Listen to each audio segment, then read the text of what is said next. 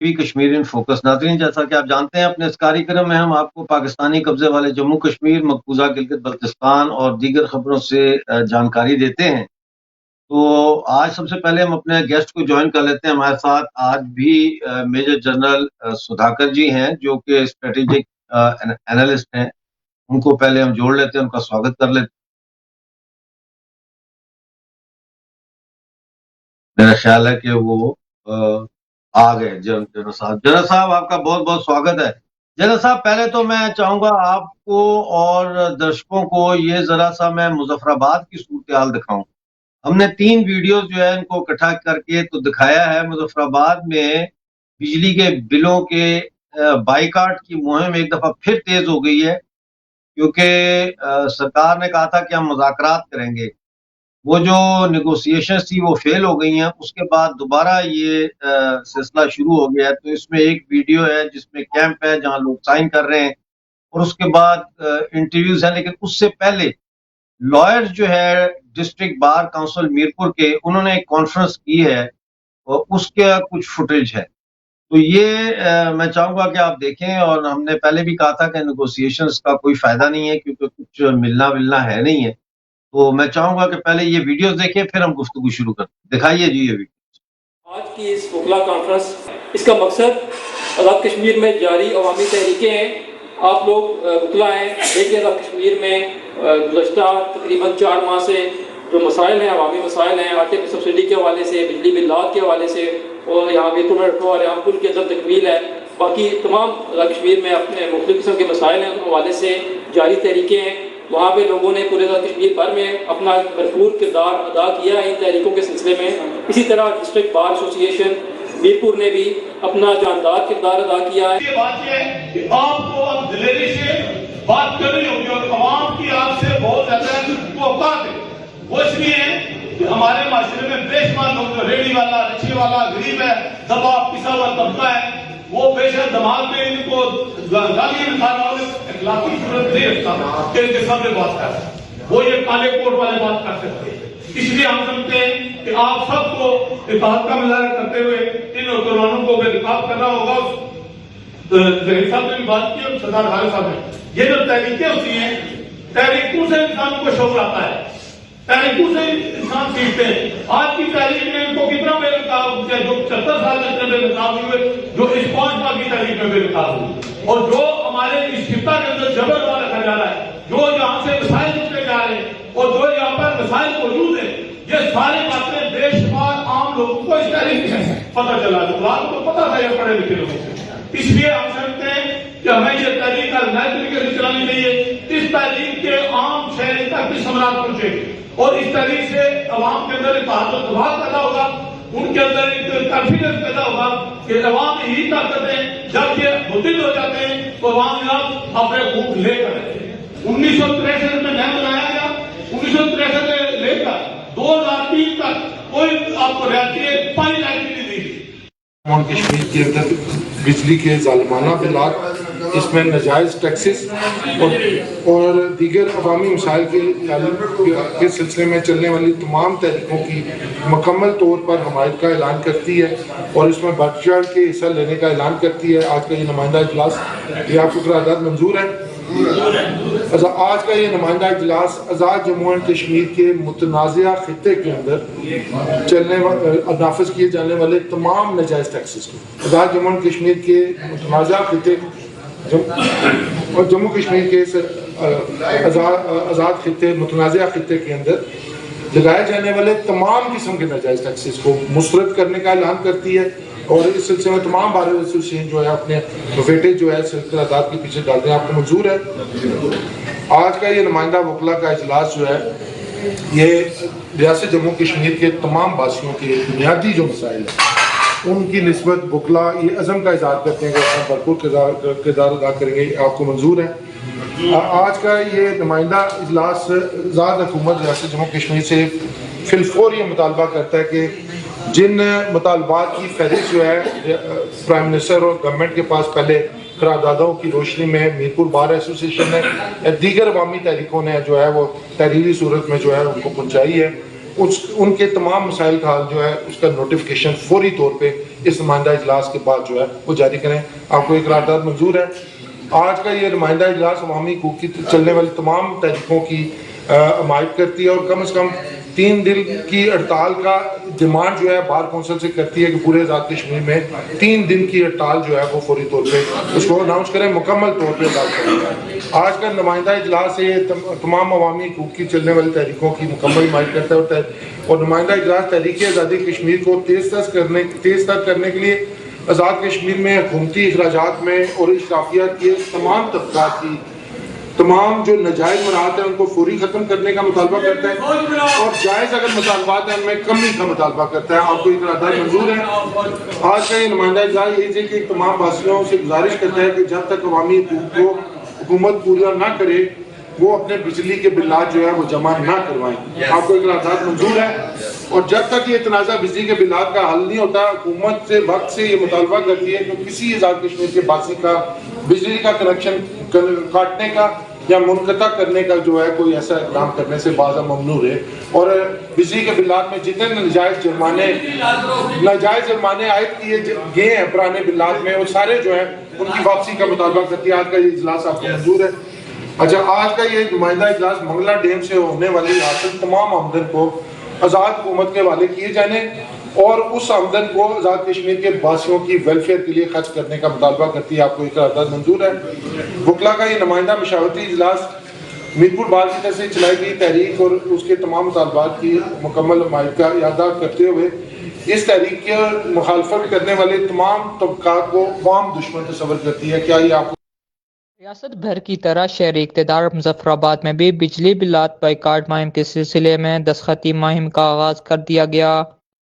Jammu Kashmir joint Awami action committee की जानिब से मुजफ्फराबाद अपराडा के मकाम पर दस्तखती मुहिम को लेकर एक कैंप का इनेकाद किया गया है जिसमें शहरियों की एक बड़ी तादाद शिरकत कर रही है। इसके साथ साथ तलबा जामिया कश्मीर भी इस कैंप का हिस्सा बन रहे हैं।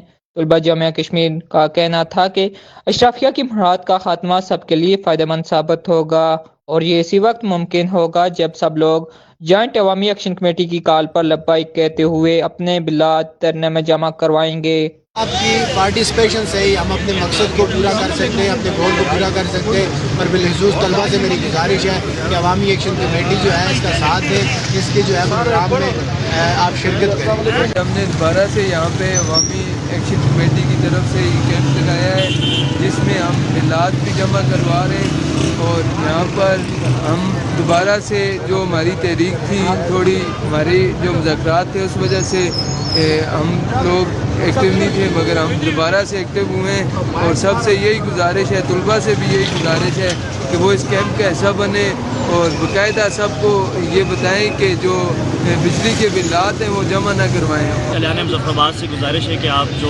इस कैंप में तशरीफ़ लाएँ।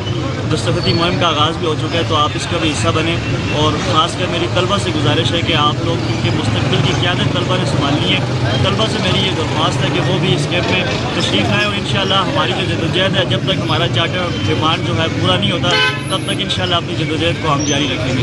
Joint Awami action committee chairman Anjum Tajran Muzaffarabad Shaukat Nawaz Mir भी दिन भर कैंप में मौजूद रहे।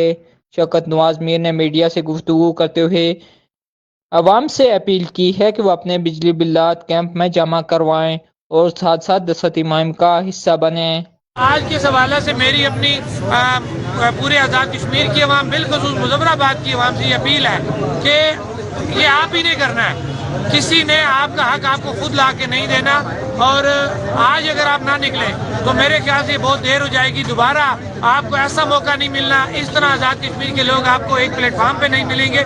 लिहाजा मेरी अपनी आवाम से ये अपील है, खुदारा अपना नहीं तो अपनी आने वाली नस्लों का ख्याल करते हुए इस महंगी बिजली से जान छुड़ाएं, हुक्मरानों के याशियों से जान छुड़ाएं और जो आपका शहर इस वीरान हो गया नीलम झेलम प्रोजेक्ट के बनने की वजह से। और वापडा ने जो उस वक्त एक NOC ली थी नीलम झेलम प्रोजेक्ट को बनाने से पहले कि जिसके अंदर इस शहर के अंदर झीलें बननी थी, वाटर ट्रीटमेंट प्लांट लगने थे, आपको पीने का पानी मिलना था, आपके सेवरेज ट्रीटमेंट प्लांट लगने थे, वो तमाम चीज़ें उन्होंने नहीं बनाई। जबकि अपना प्रोजेक्ट कंप्लीट करके बिजली जो है वो ले गए, लेकिन हमारा शहर वीरान करके हम कितनी कुर्बानी और दें, कुर्बानियाँ दे दी हैं। अब और मजीद गुंजाइश नहीं है कुर्बानियाँ देने की, अब वक्त आ गया अपना हक लेने की। लिहाजा तमाम लोगों से मैं ये अपील करता हूँ इस वीडियो क्लिप के तवज्जुह से, ये देख लीजिए तमाम लोग सड़क पे बैठे हुए हैं, ये 6 महीने से अपने मुतालबात के लिए बैठे हैं। हम अकेले कुछ नहीं कर सकते, आप लोग हमारे साथ होंगे, अवाम हमारे साथ होगी, तभी हमें हुक्मरानों से जाके अपने हकूक जो हासिल कर सकेंगे। लिहाजा मैं एक दफ़ा फिर अपील करता हूँ अपनी अवाम से कि अपने बिजली बिलों का मुकम्मल बाइकाट करते हुए धरने में ला के अपने बिल जमा कराएं। बिजली बिलात में इजाफा, शहरियों की जानब से बाइकाट मुहिम जारी, बिजली बिलात नजर आतश करने का सिलसिला शुरू। साबिक चेयरमैन अमल दरामद मुआयना कमीशन जाहिद आमीन ने इस महीने भी अपना बिल नजर आतश कर दिया।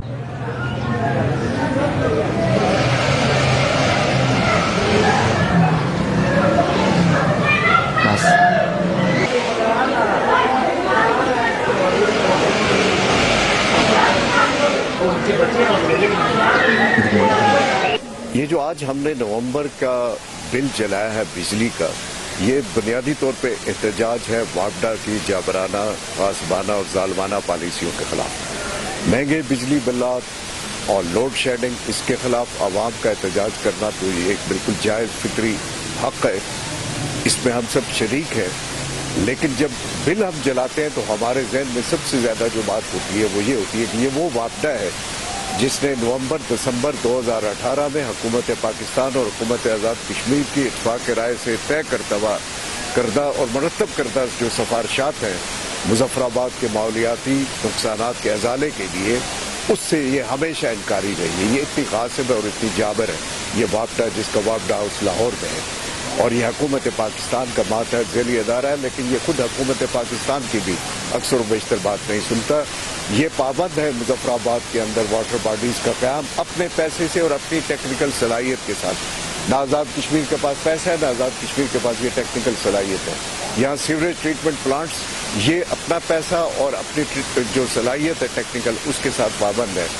एक और जो पानी का सोर्स नौशहरी से देना है मुजफ्फराबाद के लिए, ये उसके पाबंद है। जो मुजफ्फराबाद के अंदर पानी आ रहा है नौशहरी से, उसकी मकदार को एक ख़ास हद तक बढ़ाना, ये पाबंद है उन सिफारिशात के मुताबिक। लेकिन अफसोस ये है कि वापडा जो है नवंबर-दिसंबर 2018 से मुसलसल इनकारी है। अब बाशिंदगान मुजफ्फराबाद सरापा एहतजाज है, पुरअमन एहतजाज कर रहे हैं।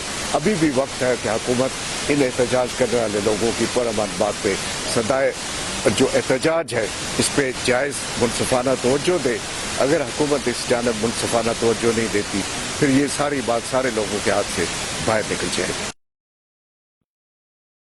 नाज़रीन, आपने देखा वो क्या हालात हैं। ये मुजफ्फराबाद के पिछले 2 दिन के हालात मैंने आपको दिखाए हैं। सिर्फ हमारे पास गिलगित बल्तिस्तान का वीडियो भी है, वो आपको हम मंगल को दिखाएंगे, पूरा जलसा दिखाएंगे। ये सूरत हाल है। अब जनरल साहब की तरफ चलते हैं। जनरल साहब, आपने ये सारा देखा मुजफ्फराबाद POJK में जो सूरत हाल है, क्या कहेंगे सूरत हाल पे? POJK में जो ये हो रहा है बिजली के बिलों के खिलाफ बाइकाट, क्या कहेंगे? देखिए डॉक्टर मिर्जा साहब, सबसे पहले तो आपको मैं धन्यवाद देता हूं तहे दिल से कि आपने फिर से मेरे को इनवाइट किया आपके चैनल में। ये जो आप एक बहुत बड़ा ये इनिशिएटिव लेके लोगों के पास पहुंचा रहे हैं कि गिलगित बाल्टिस्तान और मुजफ्फराबाद या पाक ऑक्यूपाइड कश्मीर JNK, तो क्या हालत है, ये देख के मेरे को हैरान हो रहा है कि ये पाकिस्तान अगर इसको काबू में ले रखा है तो कम से कम एडमिनिस्टर सही तरीके से करना चाहिए। ये तो लोगों का बिल्कुल ही बुरा हाल है। अब मुझे ऐसा लगने लगा है आज का सिर्फ ये क्लिप देख के कि ये तो बहुत ही नाजुक स्थिति में है, ये तो बम फूटने वाला है किसी भी हालत में और किसी समय में फूट सकता है।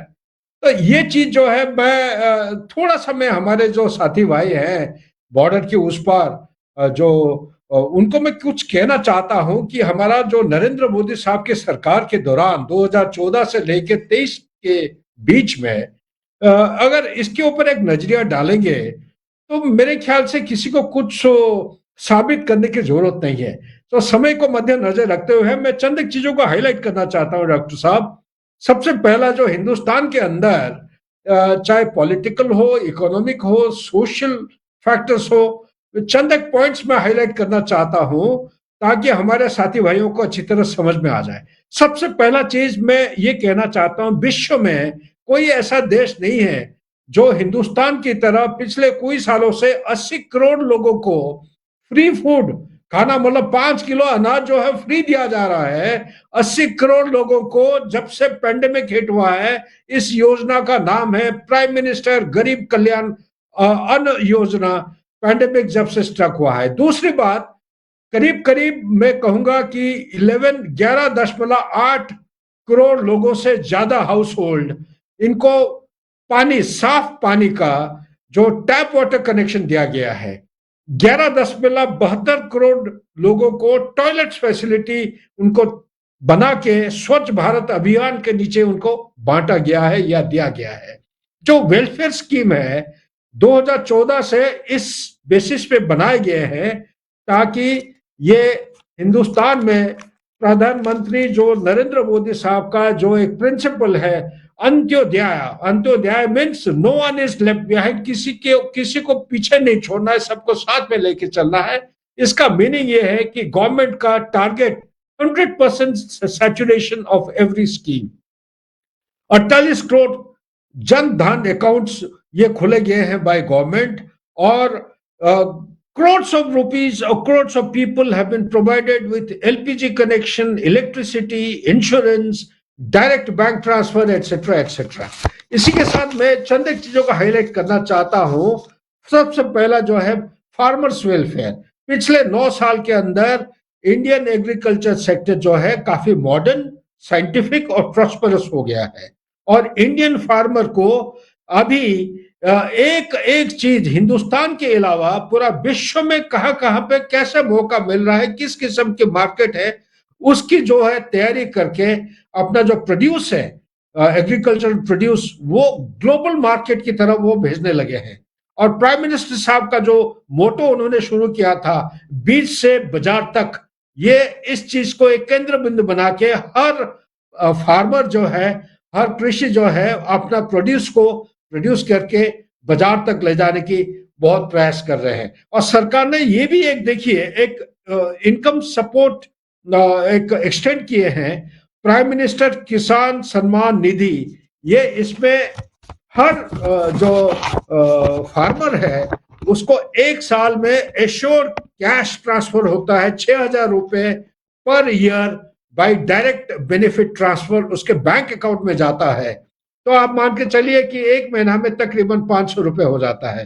5 से 7 fold rise in the agricultural budget since 2014 में जितना था 5 से 7 गुना बढ़ गया है।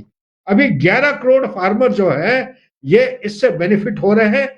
कौन से चीजों से? कुछ फ्लैगशिप स्कीम्स है, जैसे प्राइम मिनिस्टर किसान एमएसपी पेमेंट फॉर पैडी, धान के लिए। इसी तरह जो इनिशिएटिव लिया गया है फार्मर्स के लिए, वो मार्केट लिंकेज सच ई नाम एक स्कीम है जिसके मुताबिक ये एड्स को ग्रांट किया जाता है agriculture related startups. Foreign policy के ऊपर आप ध्यान देते हैं तो आपको ये समझ में आएगा कि जो फॉरेन पॉलिसी हिंदुस्तान ने पिछले 9 साल से बना रखा है, ये एक डायनामिक फॉरेन पॉलिसी है। अलग अलग सुविधाएं, अपॉर्चुनिटीज और चुनौती जो है विश्व में, उसको मध्य नजर रखते हुए, देश का नेशनल इंटरेस्ट को बरकरार रखते हुए फॉरेन पॉलिसी को मोल्ड किया गया है। प्राइमरी फोकस है इमीडिएट नेबरहुड के ऊपर ध्यान दिया गया है, जिसके उसका एक आधार है, फिलोसॉफी है नरेंद्र मोदी साहब का, वो है neighbourhood first policy. National security को टॉप प्रायोरिटी दिया गया है। आप देखिए विश्व में अभी तक पिछले 75 साल के अंदर जितने भी रेस्क्यू ऑपरेशन हुए हैं, हजार जो हिंदुस्तानियों को रेस्क्यू किए गए हैं, उनके साथ बाकी जो देश है उनके भी नागरिक को रेस्क्यू किया गया है फ्रॉम टेरर या कोई कॉन्फ्लिक्ट जोन से। और zero tolerance policy against terrorism ये हिंदुस्तान ने अपना रखा है। इसके वजह से significant reduction in left wing extremism, जो रेड कॉरिडोर हिंदुस्तान का होता है, वो कहते हैं कि पशुपति से लेकर तिरुपति तक कॉरिडोर था, ये करीब अब मैं तो ये कहूंगा 75 से 80% कम हो चुका है, अभी 20% से कम है। इसी तरह 334% growth in defence export over last 5 years, 75% of capital acquisition budget ये ईयर मार्क किया गया है डोमेस्टिक प्रोडक्शन के लिए और फाइनेंशियल ईयर 2023-2024 में। और साथ ही आप ये सुन के शायद हैरान होंगे या खुश होंगे, आर्टिकल 370 और 35 अल्फा ये रिमूवल होने के बाद 2018 को जो टेरर रिलेटेड इंसिडेंट 228 थे, ये 2022 को कम होके 125 हो गया है। 2023 को ऑफिशियली आउट नहीं हुआ है, लेकिन मेरे रिपोर्ट और रिसर्च के मुताबिक 100 से कम हो गया है। और वुमेन एम्पावरमेंट की तरह अगर ध्यान देते हैं, काफी सारे नंबर्स जो फीमेल पुलिस पर्सनल से पिछले 9 साल के अंदर काफी नंबर उनके बढ़ गए हैं। बहुत सारे जो वीमेन हैं उन्होंने स्पोर्ट्स में लॉरेल्स लाए हैं देश के लिए, और बहुत सारे वीमेन स्टेम रिलेटेड फील्ड्स में एडमिशन लिए हैं अपना तरक्की के लिए। और पहली बार सेक्स रेशियो हिंदुस्तान में वीमेन के फेवर में अभी होने लगा है। आज के दिन में 1020 वीमेन पर 1000 मैन ये रेशियो पे चल रहा है नेशनल फैमिली हेल्थ सर्वे की स्टैटिस्टिक्स के मुताबिक। पॉलिटिकली जो है हमने क्या गेन किया है, इसको पॉलिटिकल गेन्स क्या है? ये तो इकोनॉमिक गेन्स हो गई।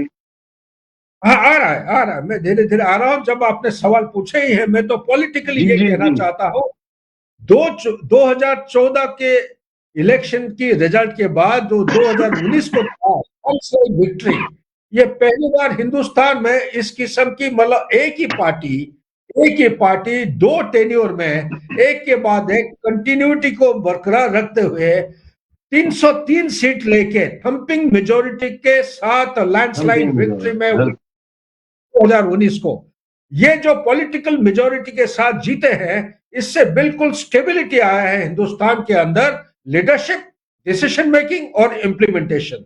हिंदुस्तान में 2 चीजों की कमी था, एक था डिसीजन मेकिंग और दूसरा था इम्प्लीमेंटेशन। लेकिन नरेंद्र मोदी के सरकार जब बहुत बड़ा, देखिए सबसे बड़ा जो मसला है वो पॉलिसी के बाद आता है इम्प्लीमेंटेशन का। इसके ऊपर हम ट्यूसडे को यहीं से बात अपनी जारी रखेंगे और इसको और ज्यादा जो है वो इसके पहलुओं पे रोशनी डालने की कोशिश करेंगे। ये जनरल साहब को मैं खास तौर पर इसलिए बुला रहा हूं आजकल, ताकि ये पीओजे के और गिलगित बल्तिस्तान के लोग जो पाकिस्तानी झूठे मीडिया प्रोपेगेंडे का शिकार हैं, थोड़ा सा उनका जंग उतरे और उनको असल तस्वीर नजर आए कि हो क्या रहा है। नाज़रीन, आज का शो देखने का बहुत शुक्रिया। अब आपसे मुलाकात होगी ट्यूसडे को शाम 6:30 बजे। उस वक्त तक के लिए डॉक्टर अमजद अयूब मिर्जा को इजाजत दीजिए। जय भारत, जय जम्मू कश्मीर।